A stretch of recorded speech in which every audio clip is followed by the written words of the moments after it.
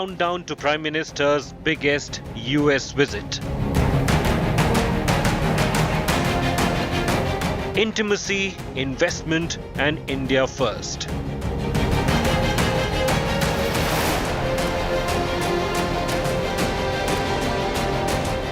All eyes on the Biden-Modi meet. India has earned this high table. India's rise in a collapsing world. Modi, Biden to shape new reality.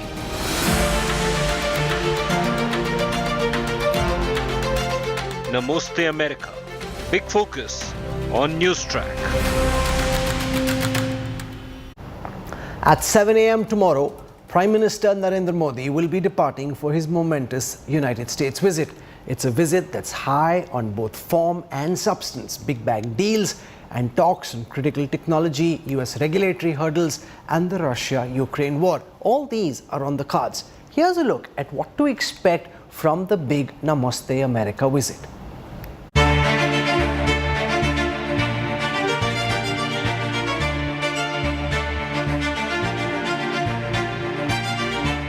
A 21-gun salute, state banquet, congressional speech,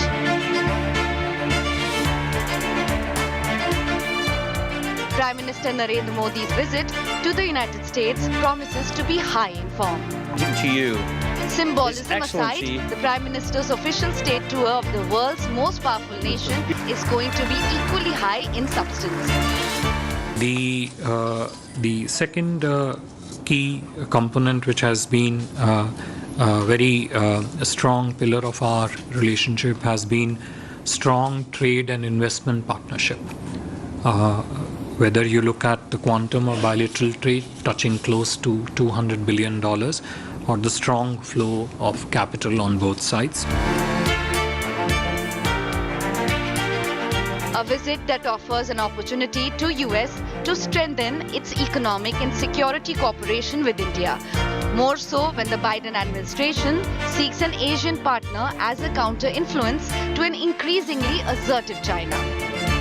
China's grown its economy from about 5 trillion only 10 years ago to 18 trillion just in 10 years. Now, they've done some of that in very bad ways, and they've run up a lot of debt. But I think India is doing it the slow, methodical way that they need to by encouraging trade with that huge consumer base, as well as somebody who can produce a lot of things that are both technologically advanced as well as just production.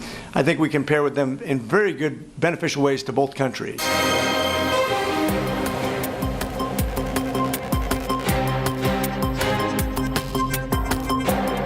India's economic system has changed for better in the past 9 years.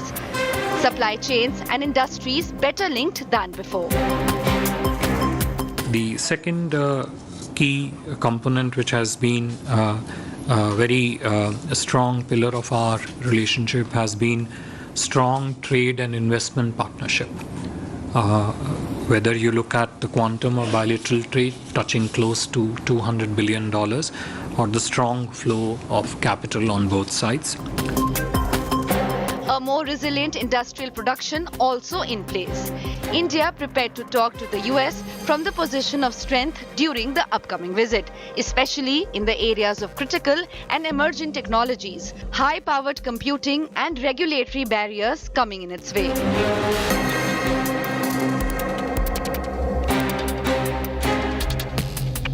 A number of the deliverables at that visit are not just bullet points on a page. They are fundamentally designed to remove those obstacles in defense trade, in high-tech trade, in investment in each of our countries, in taking away obstacles that have stood in the way of better collaboration among our scientists and researchers, in stimulating greater access for our students going both ways, for Americans coming to India, Indians coming to the United States. On the plate is a rich yet balanced program. No heavy tilt towards one over the other. It is quite natural that when the India-US delegations would meet, the global impact of the Russia-Ukraine conflict would definitely be one of the points of priority questions.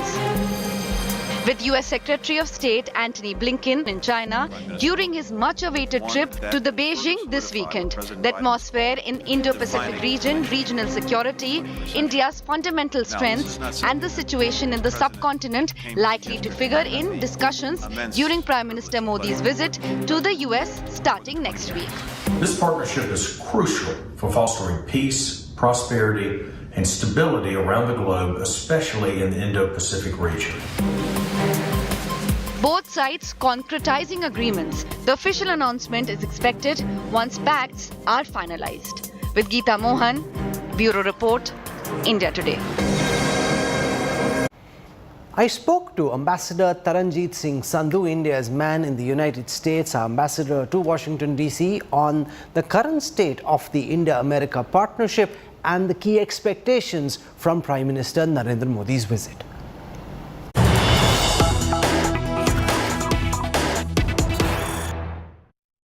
Hello and welcome. To talk about Prime Minister Narendra Modi's big visit to the United States next week, we're joined on India Today's Newstrack at this moment, live from Washington, D.C., by India's most experienced diplomat when it comes to American affairs. Last time the Prime Minister went to New York and D.C., India's now Ambassador Taranjeet Singh Sandhu at that time was the Deputy Chief of Mission at the Embassy of India in Washington, D.C. Before this, he's been First Secretary Political at the Washington Embassy. That's from 1997 to 2000 when he tracked the US Congress for India. And he's also been at the Permanent Mission of India at the United Nations. So he's really served in different capacities and seen this relationship between India and the United States evolve over the decades. Ambassador Taranjeet Singh Sandhu, welcome to India Today and thank you so much for your time. It's a massively busy time for you, so I can quite imagine how rushed you are. Appreciate you making time for us. Thank you, Rahul. And I, of course, remember you very much from 2014 visit outside Mahatma Gandhi's monument, just outside the embassy, and you were doing a live show then. Oh, great. Fantastic. And we're looking forward to seeing you in DC very soon. I want to start by asking you, Ambassador Sandhu, about the significance of this visit. And your point of view is important because you've seen past visits as well. You've been involved very closely in organizing Prime Minister Narendra Modi's previous visits to Washington and New York. As somebody who's been on the inside, what's your sense of how and why this visit is special and why is it different from the previous times that Prime Minister Modi has been in the United States? So Rahul, you are absolutely right. Prime Minister has visited the United States on multiple times in the past 9 years. And each visit has been special. As you have seen, the character and the depth of every visit has had a special aspect. But this indeed stands out. It is historic, and it's historic in many ways. And I'm not just using the expression just to utilize it, but it's a state visit. And state visit is an highest expression of friendly relations between any two countries. And especially in the United States, it's not common. And it's indeed an honor for India and for our Prime Minister. And Prime Minister Modi is only the third Indian leader to have been invited for a state visit since last 75 years, meaning since our independence. And in fact, when he addresses the US Congress for the second time, he will become the only Indian leader so far to address the US Congress twice, besides leading iconic figures like Nelson Mandela, Winston Churchill, just a very few of them. So this visit indeed is significant, ceremonial-wise, as well as in substantial outcomes.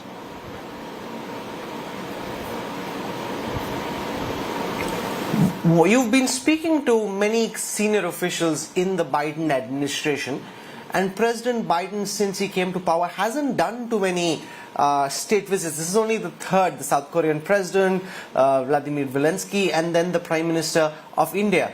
So the significance of the state visit, not just in a 75-year context, but in the context of the Biden administration. And what's your sense of why the government in Washington, D.C. at this moment seems to be laying out the red carpet for Prime Minister Modi and for India?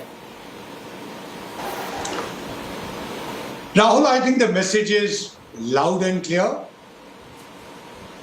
United States and India are taking the partnership to a higher orbit. I think the visit is an escalation of our partnership, and it actually is going to transform. You know, we have had a relationship with the United States, especially since the late 90s, but broadly it has been a kind of a buyer-seller market. But this time it's going to go in a different level of partnership. And I'm sure I'll get an opportunity to come to that. But in this aspect, especially in the last 2 years, if you have seen the engagements between President Biden and Prime Minister Modi, it's there to see for everyone. However, I must add here that President Biden, when he was a senator, way back in 90s, in fact, had laid his bet on India, if I may use the American terminology. And none other than Secretary of State Blinken confirmed it just a few days back, because Blinken was his staffer on the Hill at that time. And that has continued. If you take a look when Prime Minister Modi came in 2014, and you will recall at that time, Vice President Biden had hosted a lunch for him. In 2016, he participated, he in fact presided over the joint session of US Congress. So in a sense, this has been an escalation, but just look at this just last 1 month. You have had Defense Secretary Austin in Delhi, you have had National Security Advisor Sullivan there, you have seen Foreign Secretary Quatra here. There have been tangible outcomes, and that's why when I told you that on the substantive part, look at the ISET launch. You know, technology is becoming the key, and technology is only shared if you have confidence and trust between two countries. That's why when I said the level is reaching much higher, there is trust and confidence between. So you mentioned a few things. I want to take them one by one. You mentioned the initiative on critical and emerging technologies. We've been hearing a lot about this in the last year or so. But people who are watching you at this time would wonder, what is the actual takeaway? There's been a lot of talk between the two countries on critical and emerging technologies. But what does this mean in the real world? What does India get now from the United States, which it didn't have access to technologically earlier? So Rahul, as I said, we certainly need to take a bigger picture and have a clear idea on what's happening in this relationship. It's not called the most consequential partnership just for nothing. Let me tell you some concrete areas in which cooperation is happening. Let's start with healthcare. You know, healthcare cooperation today has deepened very much, and especially during the COVID time. When we talk of healthcare, keep in mind affordable healthcare, affordable medicines, affordable vaccines. You may be surprised that 50% of generic drugs in the United States are actually produced by Indian companies. So if you go to a pharmacy in the United States and ask for a paracetamol, something which very ordinary people use, you will see made in India. That's the kind of penetration. Similarly, go for vaccines. You know, look at the rotavirus. Look at the latest vaccine on COVID, Corbavax. You know, the cost of these from $60 have come down to $1 after bulk production is being done in India. And it also creates jobs and capacity in India. So similarly, if we come to IT, digital, innovation, startup energy, etc. This basket, and I will come to ISET specifically. Again, there is a whole lot of synergy here. Look at the energy basket. Within energy, you have renewables, solar. In fact, one of the biggest solar production is being set up in Tamil Nadu by First Solar, and that is being financed by DFC. There are so many examples. Look at the iPhones, etc., etc. And also the fourth, education and knowledge partnership. I'm sure we'll get a chance to get to that. But do keep in mind, there are 200,000 Indian students here, 2/3 of them in STEM areas. They bring value and competitive edge to United States. And finally, the defense and strategic side. So just taking a minute and talking about what you mentioned, ISET. Now, ISET includes quantum, AI, defense innovation, space, telecommunications, 5G, 6G, semiconductors. You know, all these areas are going to be covered. And when we talk even of semiconductors, you may be a bit surprised that semiconductors also require a huge trained manpower. And India today has the youngest manpower in the world. So I've touched a few. I want to underline to you that this has indeed become a substantial relationship. In the build-up to this visit, there's been a lot of focus on defense purchases. In the past several decades, India has relied heavily on buying weapon systems from Russia, and before that the USSR. And the advantage with buying from the Soviet Republic was that it came not just as a transaction, but it came with a substantial component of transfer of technology. People watching would wonder whether the purchase of a GE F414 engine for the light combat aircraft in India, there's been talk about the Predator deal, if that is officially announced. Will all of this be as a purely commercial transaction? Because The Economist magazine in this week's cover describes the India-US relationship as the world's biggest transaction. Is it a transaction, or is it actually at a good competitive rate involving a component of transfer of technology which really ups India's defense capabilities? So I'm not going to comment on what X, Y, Z say. Let's talk of facts. And here, in fact, this is one area which very clearly points to the transformation of relationship. You know, earlier it was a kind of a buyer-seller, a kind of a market-oriented relationship. Today, it has gone much deeper. And that's where I say that this transformation is of a different level. So today we are talking of co-development, co-manufacturing, co-creation. I don't want to go into specifics right now, because once the visit is there and the outcome document is there, you will see it. But it is indeed important that the kind of areas, and you have to only listen to what Jake Sullivan has said in Delhi and what he has been saying.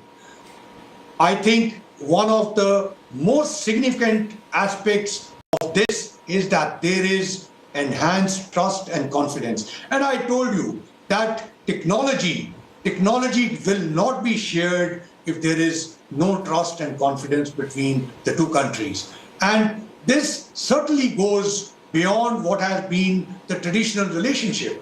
I mean, beyond the constituencies, beyond the people. In fact, United States and India, when we say are working on ISET, there are indeed tangible outcomes. And as I again pointed out to you, that look at the scientific R&D, and this visit you will see that both the leaders will be focusing and showing on that. So quantum, AI, defense innovation, space, advanced telecom, etc., all of them have been touched upon. And therefore, even when we look at, for example, some of the elements of ISET, like semiconductors, there is a CHIPS Act in United States. There is a semiconductor mission in India. The semiconductor mission has actually tied up with a number of research institutions in United States. So again, I will bring it back that the tech partnership, United States is a tech powerhouse. I don't think I need to elaborate on that. It's very, very visible. And India is certainly an emerging tech power. And the cooperation and collaboration between the two is very natural. And it has been powered by trust. Ambassador Sandhu, for some of these high-tech deals to go through, not just does India need the Biden administration on board, the US congressional view matters as well. And we've already seen, even in an alliance like the AUKUS, the Australia-UK-US nuclear submarine deal got held up because of a congressional review, because of the Arms Export Control Act. Now take, for example, the GE F414 jet engine deal. How confident are you, by speaking to members in the Congress, that India will be able to get support to get these deals through? That it's not just the announcement, but the announcement will also be followed by the backing of the US Congress, which will allow for these deals to be operationalized. So Rahul, you are talking to someone who actually started his career in the United States in the US Congress. And look, the doomsday scenario from the 90s, from the days Burton Amendment used to be put in, and etc., etc. You know, everyone used to be talking about that. And in a different way, look where we have come. You know, I used to be fighting the Burton Amendment on the floor at that time. And today, we have a situation when the Prime Minister of India had been invited the second time. And he actually joins a club of very few. Look at the facts. And that letter of invitation was bipartisan.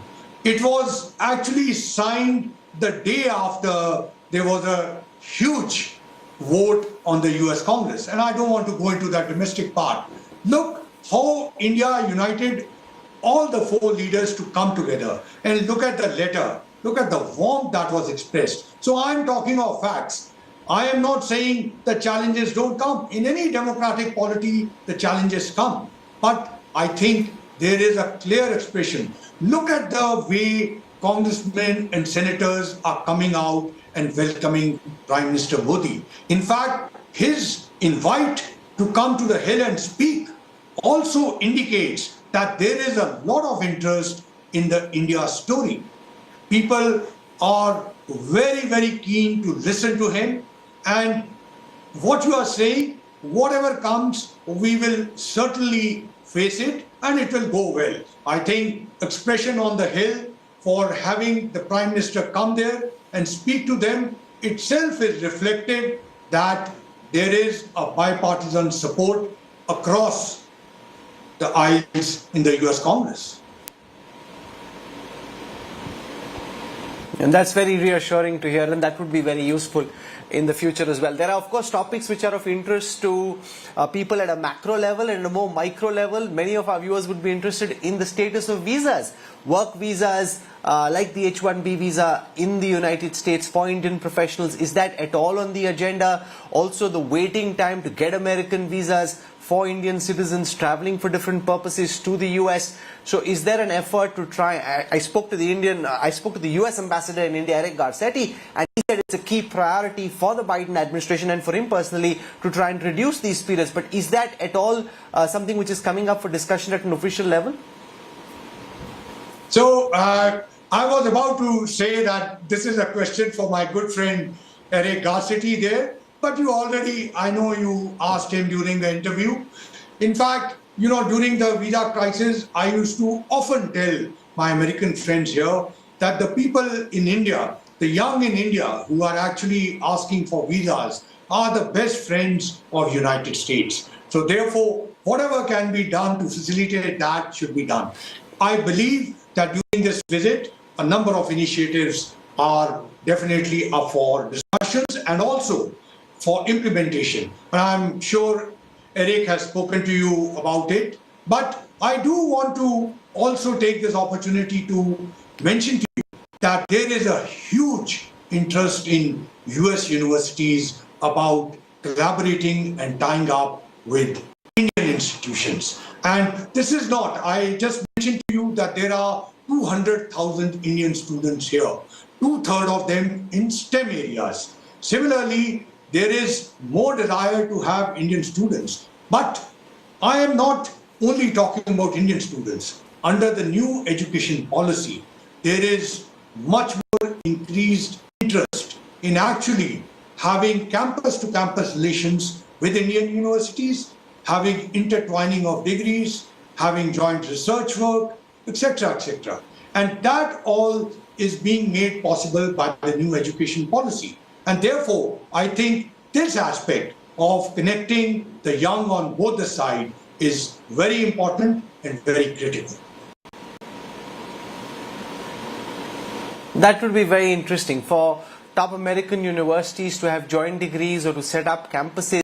So far, that hasn't really happened because you're also speaking to a lot of these educational institutes. Are you seeing interest amongst these institutions to want to come and set up a campus or to have a joint degree? Because that could be a big game changer in a country like India, which requires more institutes of higher learning of a global standard.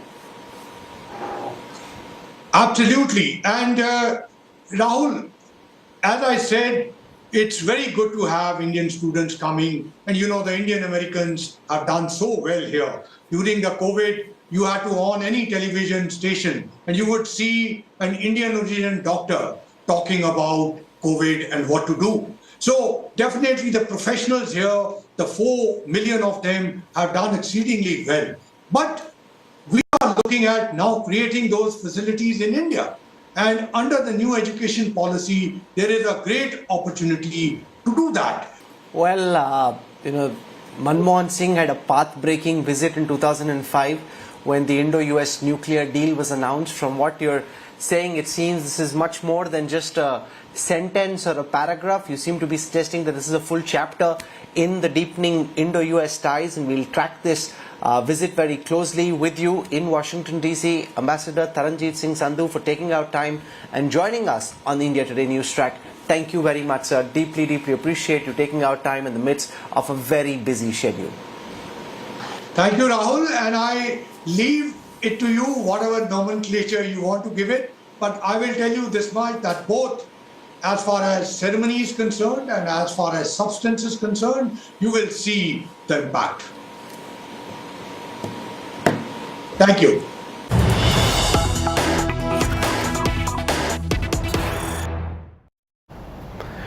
Chants of Modi, Modi are already reverberating in the United States. The diaspora is eagerly awaiting the arrival of Prime Minister Modi. A mega unity rally was held in Washington, D.C. The Prime Minister is known for his unmatched connect with the diaspora. So naturally, this time as well, the excitement is palpable.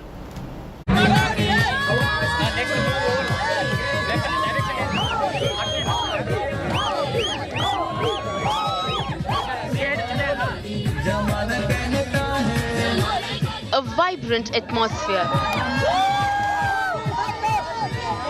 An atmosphere of anticipation and excitement fills the air. The Indian diaspora in the United States preparing to extend a resounding welcome to Prime Minister Narendra Modi.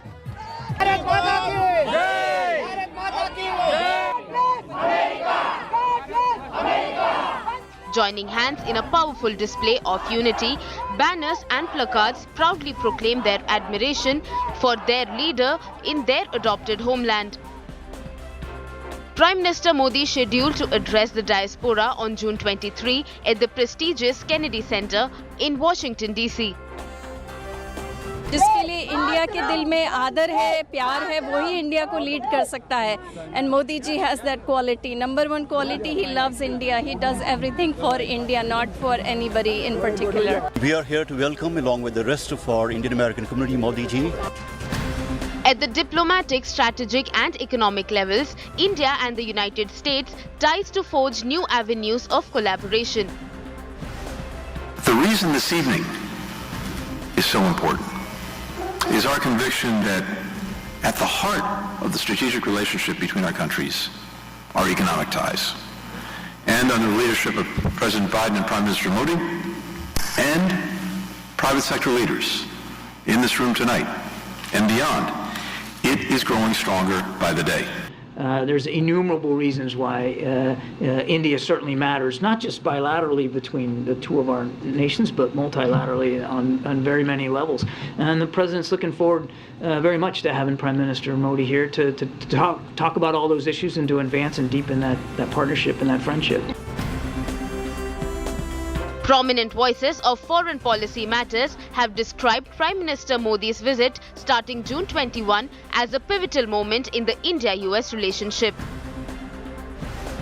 Welcome to Washington, D.C., Prime Minister Modi. The Prime Minister's state visit is a significant moment in the U.S.-India relationship. I have many fond memories of my visit to India in 2019. I hope Prime Minister Modi will have the same opportunities to experience all the richness of the United States during his visit. India's arrival on the global stage a tangible reality. The upcoming visit of Prime Minister Modi to the United States poised to strengthen the existing ties between these two nations even further. Bureau Report, India Today. When President Joe Biden met Prime Minister Narendra Modi on the sidelines of the G7 meeting in Japan, one of the things he told Prime Minister Modi was that he was under immense pressure because all manner of people were approaching him asking for tickets to the state dinner that President Biden will be hosting for Prime Minister Narendra Modi next week. The American ambassador to India, Rahul Kanwal, told me when I interviewed him that this is the hottest ticket in town. And joining us now on the Newstrack is a man who has one of those hottest tickets in town. Ricky Kedge joins us, three-time Grammy Award winner, Bangalore-based Indian music composer and ace musician. Thank you very much, Ricky, and welcome to the Newstrack. Thank you so much for having me. You have your hands on that one ticket that most in America and many in India are deeply coveting. So is this something you were expecting or has this come as a bit of a surprise to you? No, it did come as a huge surprise to me because I'm in America currently for a concert at the United Nations General Assembly Hall. I just completed that concert 2 nights ago, and also I was given the United Nations Goodwill Ambassador status over there with through the President of the General Assembly. And I'd stayed back in New York for a couple of days. And then yesterday, I was just very surprised to see in my email that there was an invitation from the White House, a formal invitation inviting me to this particular event to welcome Prime Minister Modi. So it was a hugely exciting moment for me. Well, that's quite awesome. I mean, everybody would like to see one of these emails come in just now, and there's a massive clamor. So you're amongst the lucky few who will get it. It isn't certain what the numbers are. Typically, the state dining hall can have about 120 people, but this will be a bigger banquet. In the past, the Bidens have hosted up to 330 people. This could potentially be even bigger just because of the amount of pressure that President Biden himself says he's under. Now, you've become an ambassador for the United Nations Convention to combat desertification. Do you want to talk a bit about this mission and the message that you carry with you to the White House? Of course. So I'm an ambassador with the UNCCD, that is the United Nations Convention to Combat Desertification. It's all about raising awareness on land degradation and climate change. But more importantly, we've got a very important campaign that we just launched the day before yesterday with that concert of mine. And this campaign is known as Her Land, Her Life, which is all about the disproportionately, that how badly women are affected when it comes to climate change and when it comes to land degradation for various reasons. So that is a campaign which is very close to my heart. It's called Her Land, Her Rights. You know, in 2015 and 22, you won the Grammy Award, and I saw messages coming from the Prime Minister to you as well, congratulating you for your big victory. What was the experience performing at the UN like for you? Of course, it's been amazing to receive these congratulatory messages from Prime Minister Modi ji. In 2015, I had a beautiful 1-hour conversation with him when he had invited me over to his office to congratulate me for the Grammy Awards, and same thing in 2022. Of course, I won again in 2023, and I'm yet to meet him, and now I get this opportunity. So performing at the United Nations General Assembly Hall is absolutely amazing. It's my 3rd time performing over there. And, to perform in that hall where pretty much every single world leader has stood, has made a speech, has spoken, has appealed to the world, pretty much every single treaty that has been signed anywhere in the world or in any region has happened on that particular stage. To actually perform there is always a huge honor. You're also working a lot on this Shanti Samsara, world music for environmental consciousness, which is what you spoke about at the Paris climate change conference. I think that is possibly what got you your ticket, the fact that you're using your music to try and promote socially and environmentally worthy causes. True, because what happened was that first meeting that I had with Prime Minister Modi ji in 2015 after winning my first Grammy Award, he saw that I was hugely passionate about the environment and about raising awareness on climate change and various other environmental issues. And that is when he had suggested to me that, that I should lead the life and I should focus all of my music and all my creativity and my life on just this one cause. And that was advice that I took very seriously, and that changed my career trajectory. And now the only kind of music that I make is about the environment and social causes which are around that area, to give a holistic view towards problem solving when it comes to the environment. Okay. And and then since then I won 2 more Grammys, so it was very good advice. Yes, it's good advice. He's kind of put you on the right track. It's lovely having you on the show, and I wish you all the very best, Ricky Kid. See you soon in the United States. Bye-bye. Thank you so much. I spoke to Eric Garcetti, America's new ambassador to India. He's the man in the hot seat. Came to India as ambassador and literally got down to the task of bringing Prime Minister Narendra Modi's visit to the US together. So here is what Eric Garcetti expects from Prime Minister's visit to the US this week.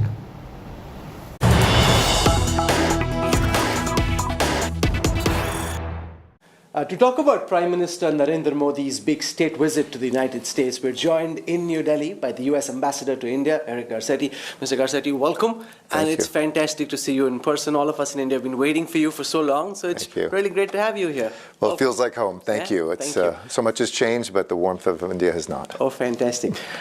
We've seen a massive build-up to Prime Minister Narendra Modi's visit. The National Security Advisor, Jake Sullivan, was here. Do you want to give our viewers at India Today a sense of what they should expect? What do you hope would be the big takeaways of the Prime Minister's state visit to the US? Well, I think it's a historic visit, but it's also at an historic moment, an historic time, not just in the friendship between the United States and India, but even in the world, the global challenges we face, everything from climate change to war. How do we have what I call the 4 Ps? Peace, prosperity, our planet, and people. And I think this visit will focus on how India and the United States can be a force for good in each of these, creating more peace, building more prosperity, protecting our planet, and connecting our people. The US Defense Secretary was here. The National Security Advisor has been here. Yes. Some of the key outcomes are being kept guarded, but can you give us a sense of what people should expect in terms of the key announcements that are likely to be made during the Prime Minister's visit?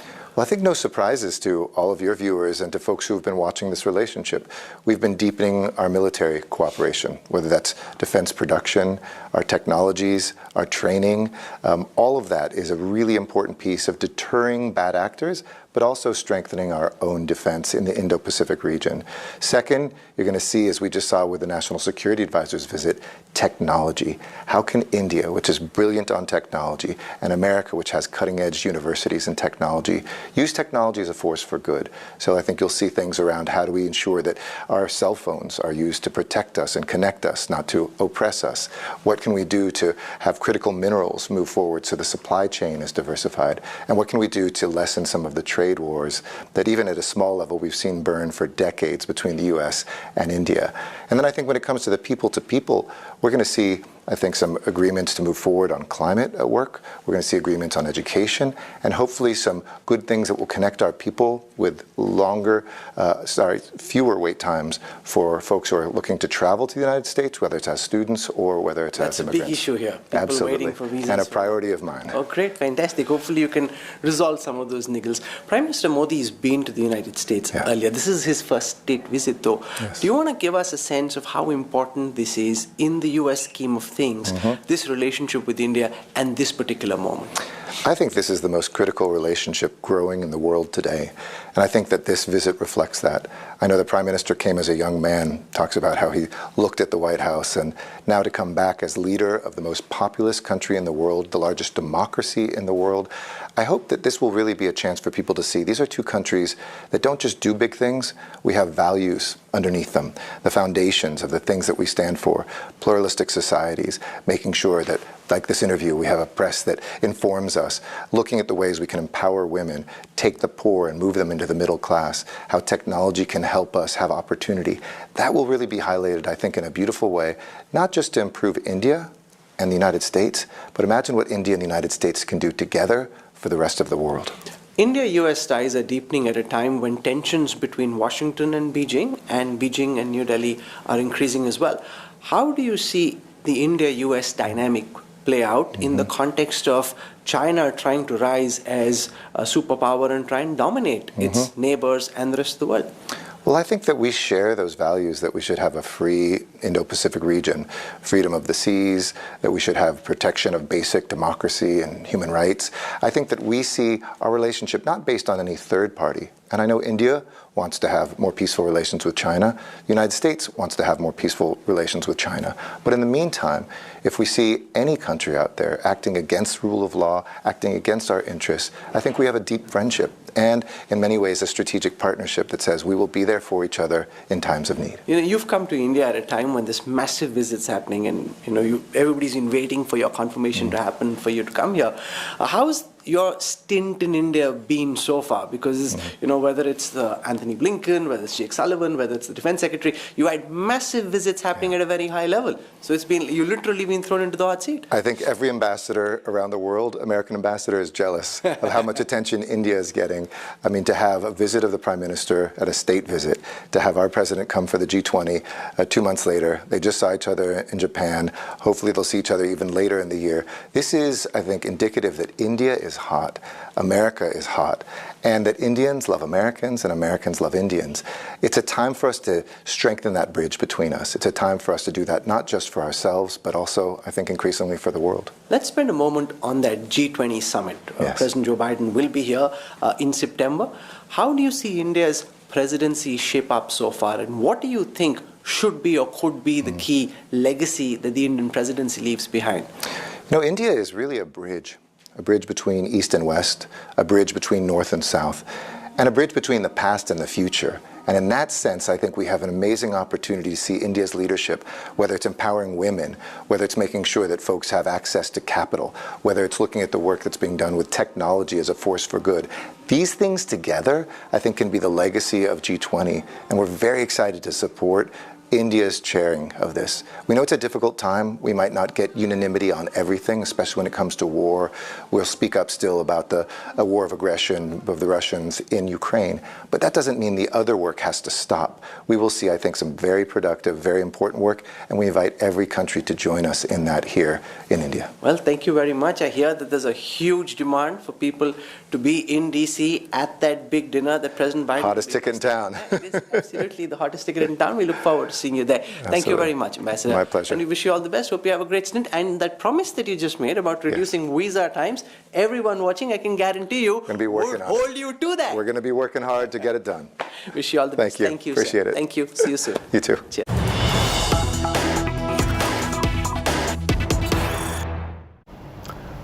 We're slipping into a quick break. When we come back, the Adipurush controversy rages on. Protests escalate. Dialogue writer Manoj Muntashir given security after he claimed there were threats to his life. Details on the other side.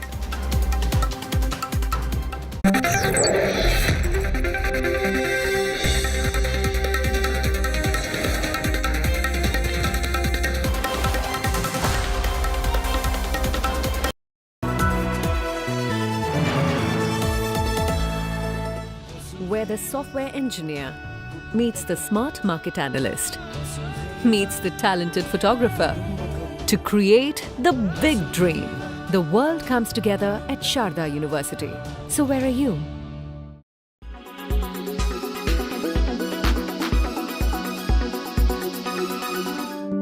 Chemical exfoliators work best when combined with facials. You know that a quality skincare routine is essential for maintaining healthy, glowing skin, especially in the summer months.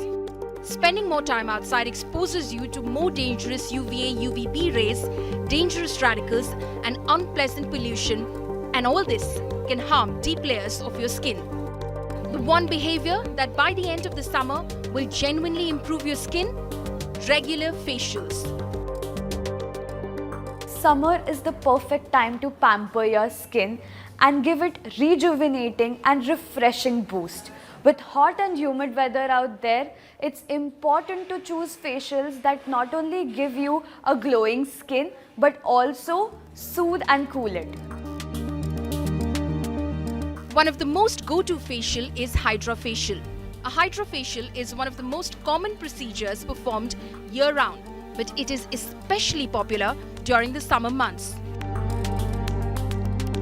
Hydrofacial can improve a range of issues including brown spots, fine lines, enlarged pores, dullness, uneven texture, and excess oil or acne.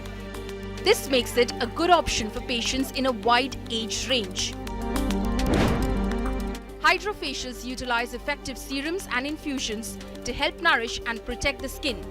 These serums contain antioxidants which help reduce damage from free radicals. This is especially important during the summer months when you are faced with more sun exposure. The serums used during a hydrofacial are chosen with each patient's unique skin type, goals, and needs in mind. This allows each patient to see the results they're looking for.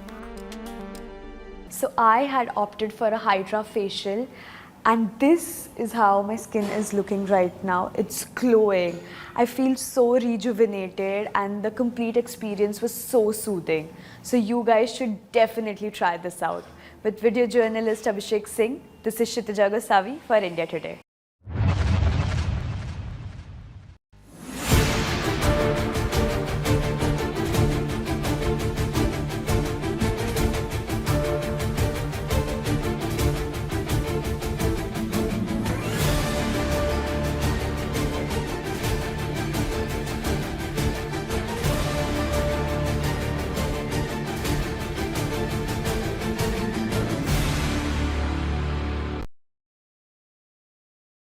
Quality today.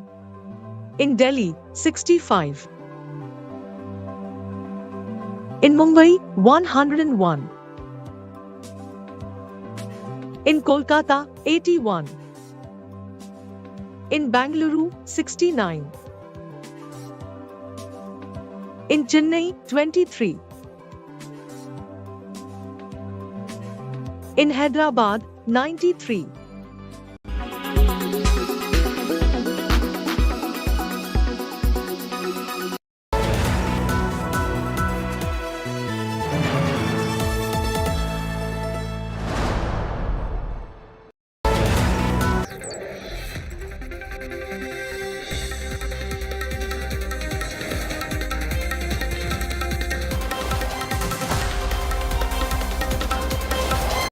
You're on board the Newstrack. The storm over the film Adipurush continues to rage on. After subpar visual effects came in for criticism, it's the dialogues now that have offended not just film goers but also politicians. There were protests in some parts of the country against the film. The filmmakers are promising that they will revise the offensive dialogues within a week. अपनी शक्ति पहचानो बजरंग, जो तुम कर सकते हो और कोई नहीं कर सकता।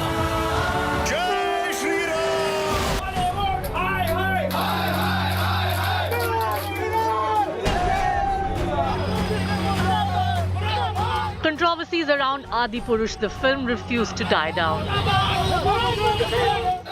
From Mumbai to Uttar Pradesh to Uttarakhand to Jammu as well as Chhattisgarh, upset cinegoers and saffron outfits are up in arms.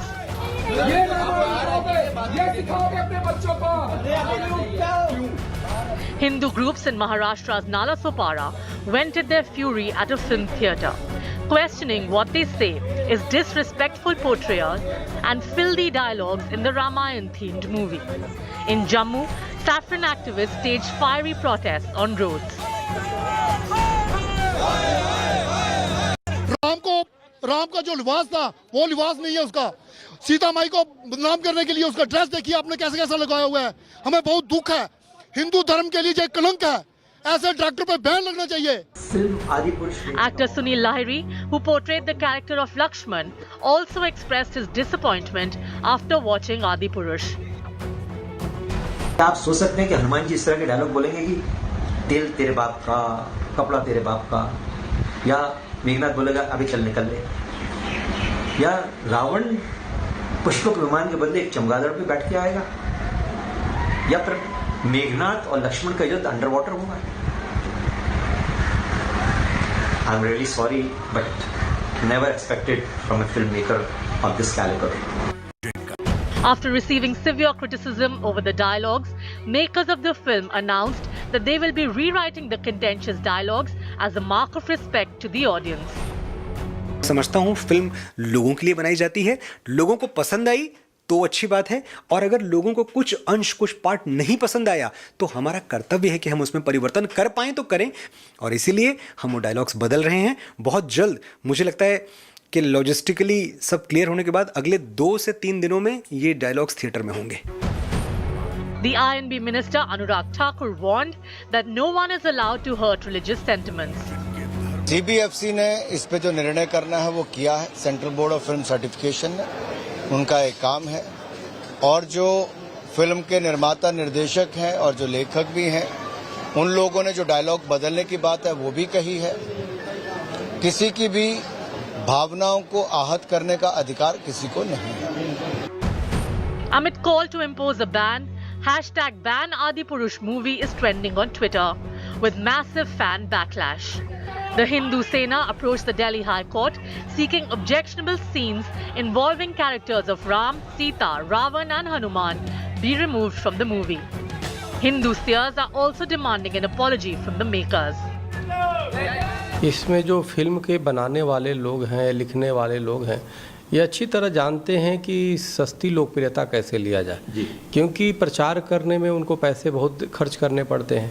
तो इसलिए जानबूझ करके, और भी हिंदू सनातन धर्म पे ऐसे ही करते हैं कि जिसे हिंदू समाज को ठेस पहुँचे। उनको किसी की भावना से, धार्मिक भावना से कोई लेना देना नहीं है, उनको पैसे कमाने से मतलब है।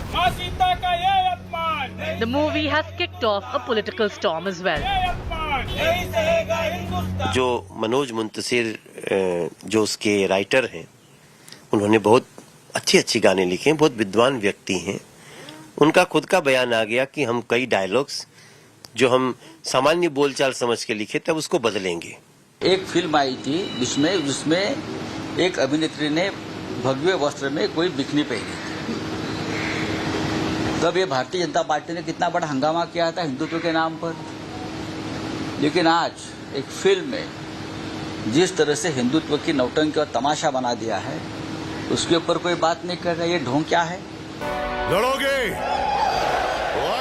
Adipurush, a 600 crore movie, has been criticized for its poor VFX, colloquial dialogues and below average performances from the actors Prabhas, Kriti Sanon and Saif Ali Khan. Bureau Report, India Today.